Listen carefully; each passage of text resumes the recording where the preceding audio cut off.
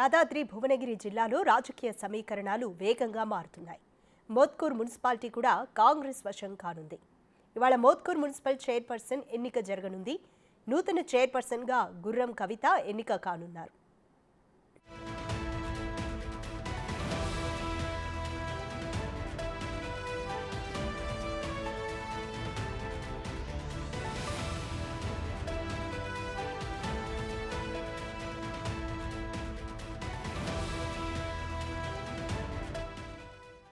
యాదాద్రి భువనగిరి జిల్లాలో రాజకీయ సమీకరణాలు వేగంగా మారుతున్నాయి. మోత్కూర్ మున్సిపాలిటీ కూడా కాంగ్రెస్ వశం కానుంది. ఇవాళ మోత్కూర్ మున్సిపల్ చైర్పర్సన్ ఎన్నిక జరగనుంది. నూతన చైర్పర్సన్గా గుర్రం కవిత ఎన్నిక కానున్నారు.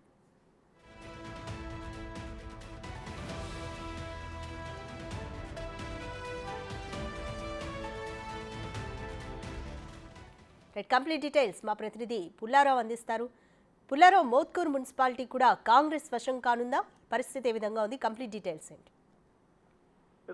ఉమ్మడి నల్గొండ జిల్లాలో ఉన్నటువంటి మున్సిపాలిటీలలో కాంగ్రెస్ పార్టీ మాత్రము తన యొక్క ఆధిక్యాన్ని కొనసాగిస్తూ పోతుందని చెప్పవచ్చు. ముఖ్యంగా ఇటీవల కాలంలో జరిగినటువంటి అనేక రకమైన మున్సిపాలిటీలో కూడా కాంగ్రెస్ పార్టీ తన హస్తగతం చేసుకున్న సందర్భం అయితే నెలకొని చెప్పవచ్చు. ఈ రోజు కూడా యాదాద్రి భువనగిరి జిల్లా మోత్కూర్ మున్సిపాలిటీని కాంగ్రెస్ పార్టీ కైవసం చేసుకోబోతుంది. యాదాద్రి మోత్కూర్ మున్సిపాలిటీకి సంబంధించి మొత్తం 12 మంది కౌన్సిలర్లు ఉండగా ఆ 12 మందిలో 10 మంది కౌన్సిలర్లు కాంగ్రెస్ పార్టీకి మద్దతు పలకడం జరిగింది. దానికి సంబంధించి అంటే గతంలో చైర్పర్సన్ గా కొనసాగినటువంటి సావిత్రి మేఘారెడ్డికి వ్యతిరేకంగా కూడా బీఆర్ఎస్ పార్టీకి సంబంధించిన కౌన్సిలర్లు, అదే విధంగా కాంగ్రెస్ పార్టీకి సంబంధించిన కౌన్సిలర్లు అవిశ్వాసం పెడుతూ కలెక్టర్ కు విజ్ఞాపన సమర్పించింది. దానికి సంబంధించేసి ఈ రోజు అవిశ్వాస తీర్మానం నెగ్గిన తర్వాత ఈ రోజు దానికి సంబంధించి అంటే మున్సిపల్ చైర్పర్సన్ ఎన్నికలకు సంబంధించి నోటిఫికేషన్ జారీ చేశారు. దానిలో భాగంగా కాంగ్రెస్ పార్టీకి సంబంధించిన కౌన్సిలర్స్ తో పాటు బీఆర్ఎస్ పార్టీకి సంబంధించిన అసంతృప్త కౌన్సిలర్లు కూడా అందరూ కూడా క్యాంపు వెళ్ళడం జరిగింది. ఈ రోజు వాళ్ళందరూ కూడా డైరెక్ట్ గా మున్సిపల్ కార్యాలయం చేరుకొని మున్సిపల్ కార్యాలయంలో జరుగుతున్నటువంటి యొక్క